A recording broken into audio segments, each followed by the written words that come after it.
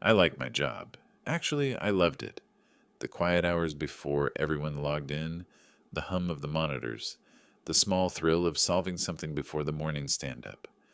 I wasn't rich, but I was comfortable. For a guy who started out fixing printers in a community college IT room, 78,000 a year felt like the first breath after drowning.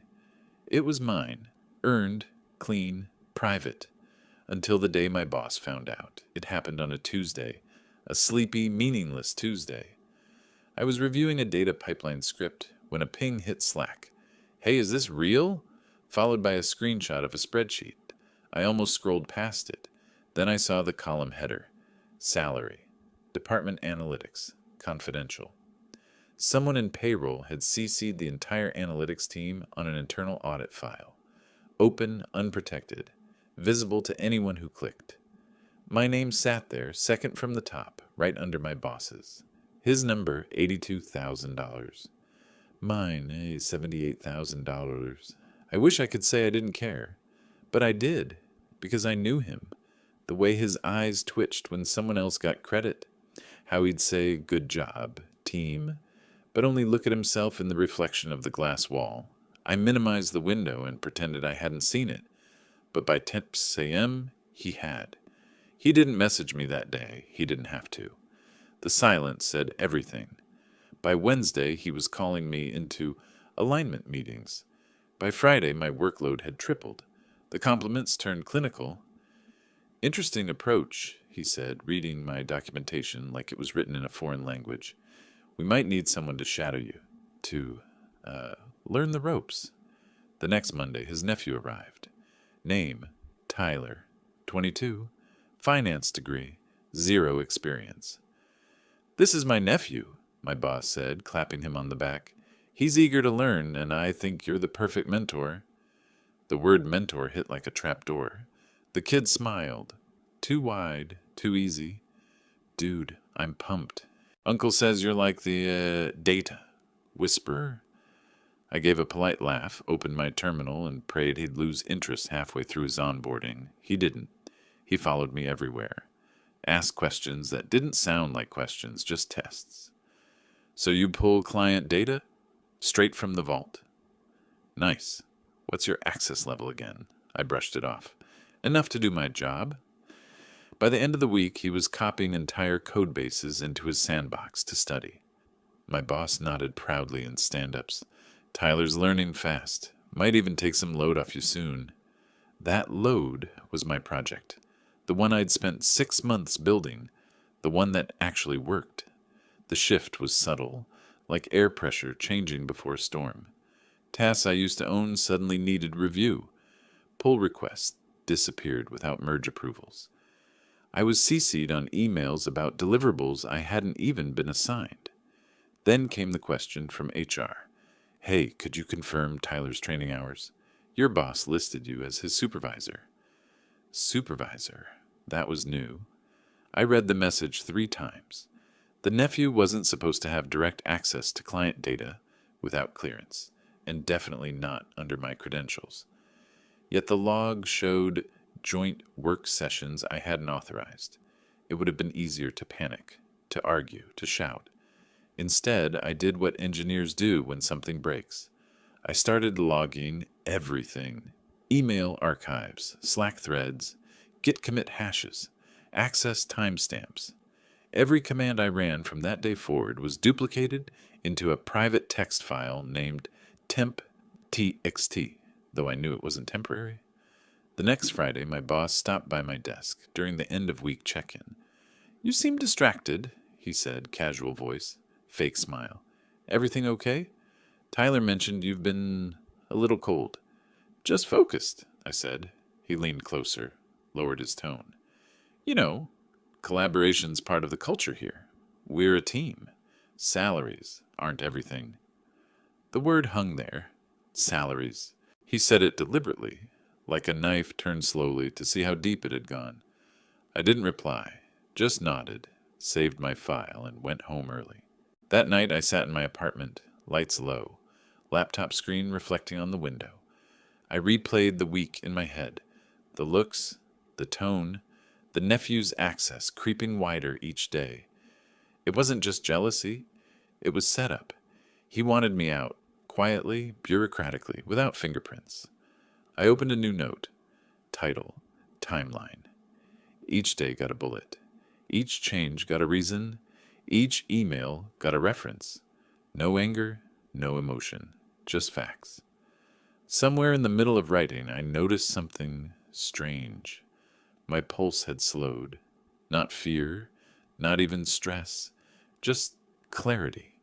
The kind that comes right before a system reset.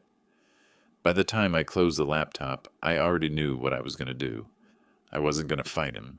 I was going to let him build the perfect case against himself. The week after Tyler arrived, the air in our corner of the office changed temperature.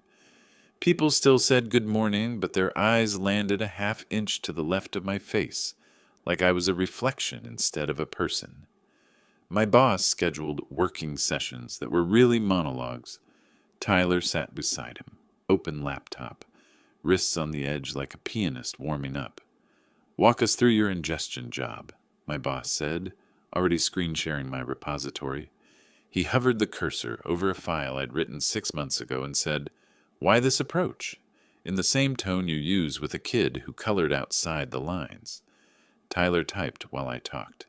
Every time I hit something hard-earned, he said, "Got it," as if the point of the meeting was to transfer ownership of my brain. Tiny things went missing. A Confluence page I wrote on data validation lost its last 3 steps. A GitLab runner I'd configured for scheduled jobs was switched from my service account to shared runner, which meant logs were suddenly everyone's business. I documented the change and asked who did it. No one answered. The next morning, my boss replied, "Good catch," as if he'd been the one to notice. Thursday, 4:16 p.m., Tyler pinged me. "Hey man, quick question. If I push to your branch just to test, will it mess anything up?" Before I could respond, GitLab lit up. Merge request from Tyler Dev into my feature branch. He had moved a couple of variable definitions, cleaned up comments, and, this was the glittering grenade, removed a guard clause that blocked writes when the row count spiked beyond baseline. He probably thought it was dead code. It wasn't. It was the seatbelt. I rejected the merge and left a polite public comment. "Restoring guard to prevent out-of-range writes. Please test in sandbox." My boss replied within a minute, "Let's be open to new patterns. Tyler's trying to help." Then he merged it himself. I felt that merge like a stomach drop on an empty elevator.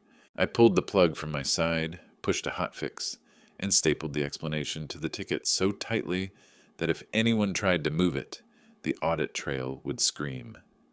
I didn't argue. I logged. Small fires multiplied. Stand-ups got weirdly formal. "Based on feedback, we're adjusting task ownership," my boss said, and he reassigned 2 integration items to Tyler with a pastel smile. When those tasks inevitably clattered, my name appeared on the retro slide under dependency risk. I pointed to the JIRA history. Reassigned by manager at 9:12 a.m., moved due date without dev consent at 9:13 a.m., removed me from watchers at 9:14 a.m. The slide vanished. New slide. Blank. HR emailed me to confirm Tyler's training hours, and the form listed me as designated supervisor. That was the first time the word sat in black and white. I stared at it, then at the org chart where my boss's box fed directly into mine. Company policy, I remembered, had an entire paragraph about relatives and supervision structures. I didn't bookmark it, I printed it. Paper doesn't get edited by committee. Tyler started popping into my DMs with a bro-casual intimacy that felt scripted. "Unk." He caught himself once and deleted the word before I could reply. "My boss says I can peek at prod to understand the data shape. What's your VPN profile?" I copied the standard onboarding doc for access requests and dropped it in the thread. "Use this. ITMA will provision what you need." He sent a laughing emoji, then, "LOL, dude, I'm literally sitting with him, it's fine. He said you can just share your screen." I didn't. Every time he asked for a shortcut, I answered with a link that required a ticket, a signature, a system that would remember, meetings multiplied, career growth conversations, calibration, scope review. The titles felt like sugar poured over a bruise. My boss talked more than usual, not to me, but around me, like a tour guide who decided the exhibit was embarrassing. "We're trying to level up the whole org," he said, and every time he said org, I heard you.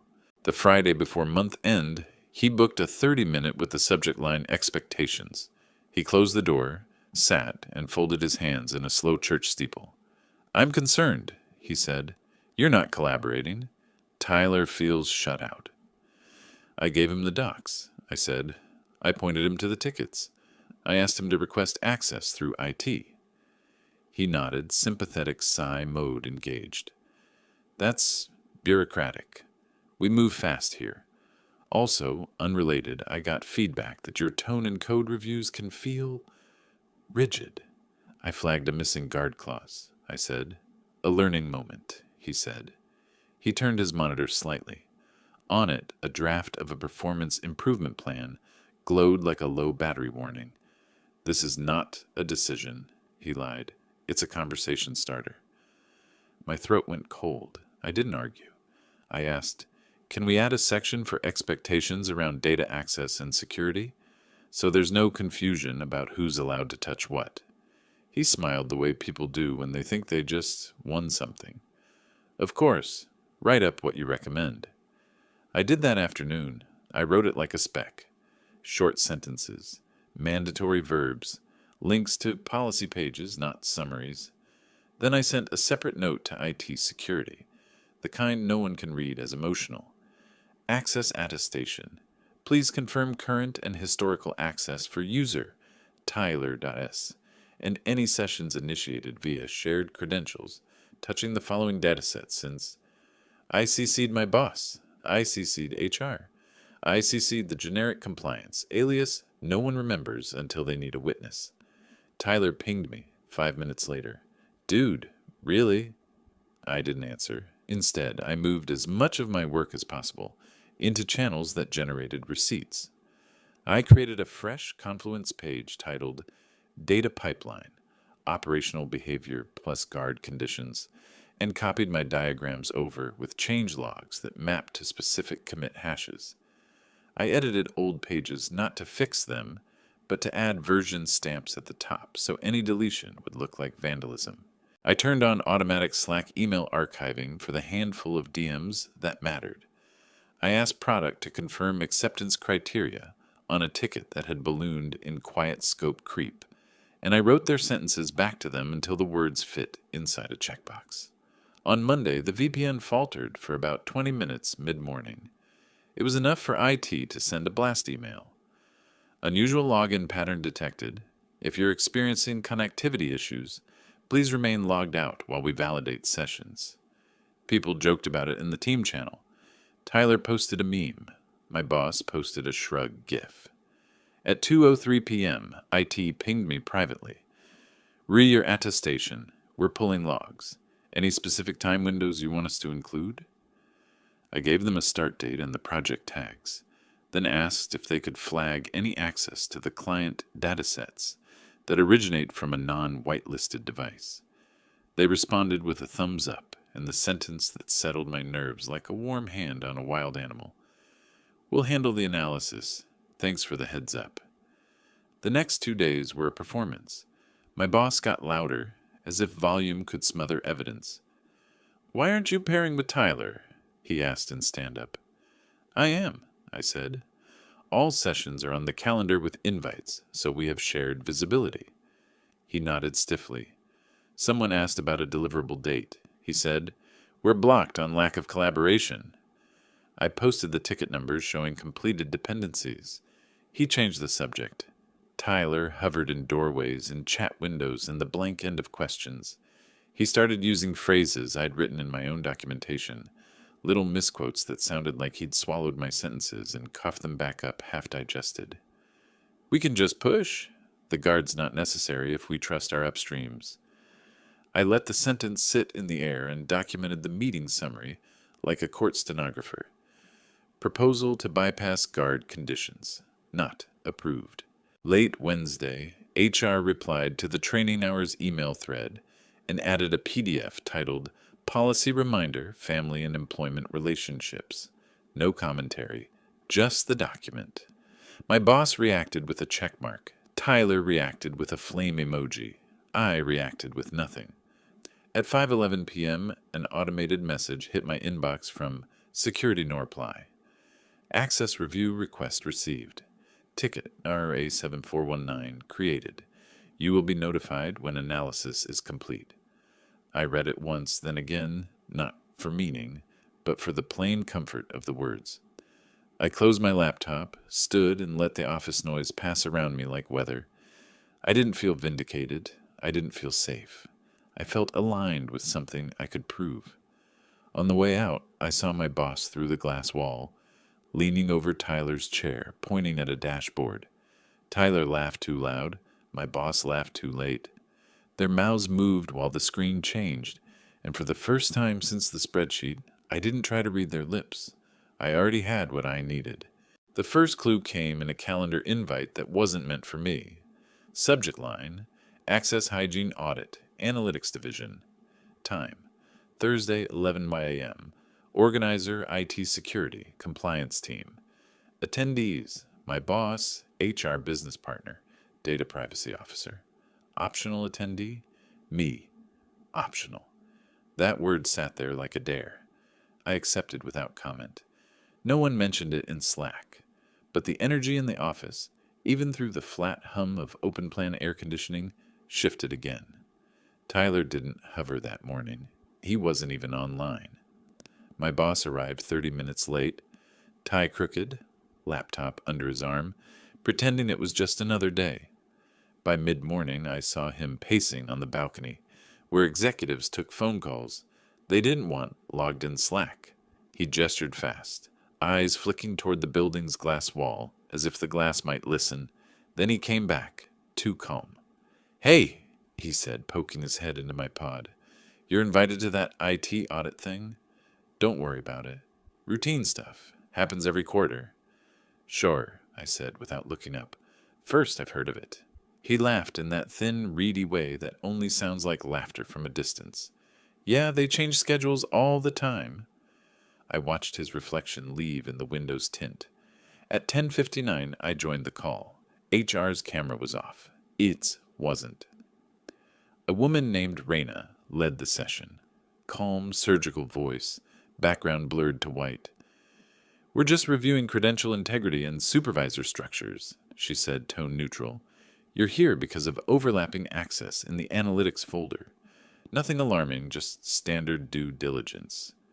She said overlapping access, but her screen shared something else. A table of names, timestamps, IP addresses. Tyler's name sat in a column marked Non-Whitelisted Device Access, Sensitive Data Group. Timestamp, Saturday 02:14 a.m. User, Tyler F's delegated credential.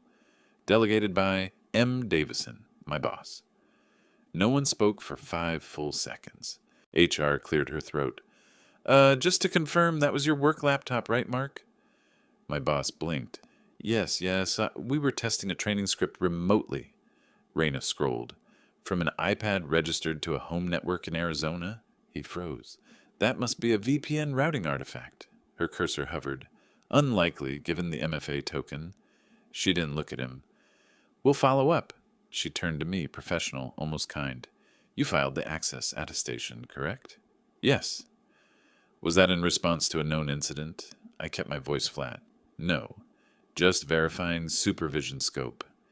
HR spoke next. Tight smile, audible through the microphone. "Thanks, everyone. I think we have what we need for now." Call ended.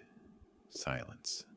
I sat there for a long time, staring at my monitor, not smiling, not even moving. The thrill that should have come didn't. What filled me instead was something colder. A sense of gravity finally catching up to freefall. By afternoon, the whispers had started. Someone from finance mentioned compliance had pulled server logs. Someone else said legal was reviewing training hours. Tyler reappeared, face pale, trying too hard to look casual. "Yo, man," he said.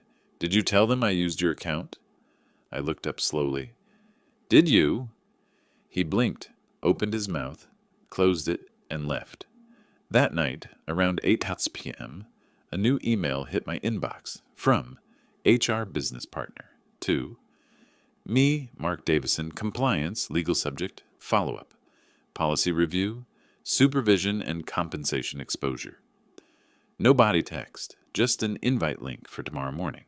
I barely slept. When I finally did, it was the shallow kind of sleep where your mind keeps running under the surface like code looping without output. I dreamed of spreadsheets with no-end columns, passwords typed too slowly, and voices saying, "Routine audit." Morning came sharp and metallic. The call started at 9 a.m. on the dot. Everyone's camera was on, even legal. "Mark," HR began, "we need to clarify some inconsistencies." My boss straightened in his chair. "Of course." Raina from IT security shared her screen again. This time no blur, just raw data, logs, screenshots, and timestamps, scrolling down like a confession. "At 02:14 a.m. Saturday," she said, "the user Tyler accessed a client data vault via your credentials. This violates Section 4 of the Access Control Policy. We also identified a Slack DM exchange where you advised him to just use mine." "That's taken out of context," he stammered. "It was for a demo." Legal's voice cut in, quiet, precise. "Was that demo authorized?" He didn't answer. Raina clicked again. New slide. "Additionally, the salary exposure appears to have originated from your personal OneDrive folder. The payroll.upsx attachment sent in a message to Finance Recon. Metadata indicates the upload source was your laptop." His jaw dropped. "That's impossible." "It was supposed to—" She didn't let him finish. "We already confirmed file origin. This incident aligns with the timeline of the payroll leak." HR leaned in. "Mark, at this point, given the multiple breaches, data, confidentiality, and conflict of interest through nepotism, we're proceeding with a formal recommendation to terminate for cause, pending legal sign-off." The words landed heavy, final. He opened his mouth again, maybe to argue, maybe to beg, but the sound came out wrong. A croak, a glitch. Tyler wasn't on camera. His icon was gray. "Where's Tyler?" HR asked. "Per security," Raina said. "His contractor access has been revoked. He'll be escorted off-site after returning equipment." I stayed silent. My name hadn't been mentioned once, except as a timestamp reference. The meeting ended without a goodbye. I closed my laptop slowly. The cursor blinked like a heartbeat on a flat line. For the first time in weeks, no one messaged me. No meetings, no pings, no fake small talk. The silence was dense, heavy, but it was mine again. By afternoon, a new meeting invite appeared, this time from a senior director I barely knew. Subject: Realignment, Analytics Lead, Transition. Message: We'd like to discuss your role moving forward. You've been patient. We noticed. I sat back, exhaled through my teeth, and stared out the window. Down in the parking lot, 2 figures walked toward the exit gate. Security badge still swinging from his neck. My boss moved like a man underwater. Tyler trailed behind, phone clutched in both hands, mouth moving fast. No one looked at them. No one waved. I didn't feel triumphant. Not yet. Because every system, no matter how perfect, takes time to finish processing. The next step, the final cleanup, was still running in the background. By Monday morning, the office had reset itself. No one said it out loud, but the air was lighter, the kind of quiet that comes after a thunderclap. My boss's glass office was empty, blinds drawn, nameplate gone. HR called it a personnel transition, but everyone already knew. The only people who didn't look surprised were the ones who had seen too much. I logged in early. No calendar invites, no Slack pings, just a clean inbox and the faint aftertaste of chaos. Then, ping. Subject: Formal notice. Leadership changes. Message: Effective immediately, Mark Davison has separated from the company. Tyler Stevenson's contractor assignment has been concluded. Please direct all analytics-related matters to Interim Director Maria Chen. That was it. 2 sentences, 2 names. Gone. At 9:03, Maria pinged me directly. Hey, got 5 minutes? I joined the call, expecting small talk. Instead, she went straight to it. We've reviewed your project history. Compliance shared your documentation. That was impressive and thorough. Her tone wasn't congratulatory. It was evaluative, like she was measuring whether to trust me. I didn't play humble. Thank you. I just wanted to keep things transparent. She nodded once. We're assigning you as acting lead. HR will finalize the paperwork. Also, finance is approving a retention adjustment. You've earned it. The words retention adjustment hit differently. They weren't loud, but they were the sound of a door locking behind me, this time from the inside. By lunch, the gossip had evolved. Someone said HR found over a dozen compliance anomalies. Someone else said Tyler had copied production data to a personal drive and blamed me until the logs burned him alive. It confirmed the VPN breach came from his iPad. The story grew with every retelling, like all office folklore. But the core was true. The nephew's arrogance, the uncle's cover-up, the crash that followed. At 2:00 p.m., I received another email from HR Business Partner. Subject: Confirmation of closure. Policy violations. Body: Following completion of our investigation, we've confirmed violations of data privacy, supervision, and compensation confidentiality. You acted in compliance with internal policy and cooperated fully with the review. We appreciate your professionalism. Please note, all further communication regarding this incident should be directed to legal. One line stood out. You acted in compliance. 6 words, but they read like absolution. I leaned back and finally let the weight drop. Weeks of tight breathing unraveled all at once. The hum of the monitors, the clatter of keyboards around me, everything sounded distant, muffled like hearing through water. For the first time since that Tuesday spreadsheet, I didn't feel watched. Still, habits die hard. I opened my folder named In Case. Inside, screenshots, timestamped Slack logs, archived emails, PDFs of every audit trail I'd built. I hovered over Delete, paused, then right-clicked and renamed it Archive. Because the thing about systems is you never really delete, you just reclassify. 2 weeks later, HR scheduled an all-hands culture sync. The new director spoke about rebuilding trust, about transparency and fairness. The phrases floated like harmless smoke. But behind every word, people were thinking the same thing. Don't be the next Mark Davison. After the meeting, someone from finance stopped by my desk. Hey man, he said, lowering his voice. That salary spreadsheet thing, it was traced back to his OneDrive, right? Yeah, he smirked. Figures. Guy used to brag about having admin view. Dumb move. Yeah, I said again, but softer this time. He hesitated. How'd you know to cover yourself like that? I thought about the question. About every 3 a.m. panic where I documented one more thing just in case. Every log I copied. Every word I chose not to say. I didn't, I said finally. I just stopped trusting luck. He nodded slowly, like that made perfect sense. By Friday, my days felt normal, again.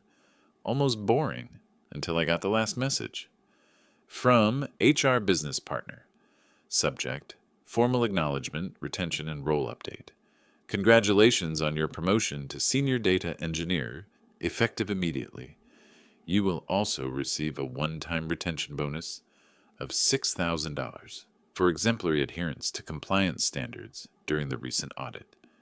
No meeting, no handshake, just a clean, sterile acknowledgement, the corporate version of justice. I stared at the email for a long time. Then almost unconsciously, I glanced toward the corner where his office had been. It was empty now. The glass reflected the afternoon sun like nothing had ever been there. For the first time in months, I shut down my computer early. On the way out, I stopped by facilities to drop off an access badge that wasn't mine. One Tyler had left behind during onboarding. The guy at the desk looked up. "You sure you want to turn that in?" "Yeah," I said. "It's expired." He shrugged and tossed it into a bin labeled decommissioned hardware.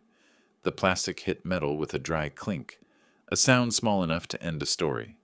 That night, my apartment was silent again. The same desk, the same monitor glow, but the pressure was gone. I pulled the small black webcam from the top of my screen, the one I'd installed after that first alignment meeting, and set it in the drawer. Next to it, the external drive with all my backups. The temptation to keep watching, keep protecting, lingered for a second, but then I remembered something Raina had said during the audit. "Logs don't lie. People do." I smiled. The kind of smile that doesn't show teeth, just relief. Outside, the streetlights flickered on. I grabbed my jacket, left the laptop asleep, and stepped out into the cool air. The city hummed below the clouds. Someone's laughter drifted from a balcony. Somewhere another office light stayed on too late. Mine didn't.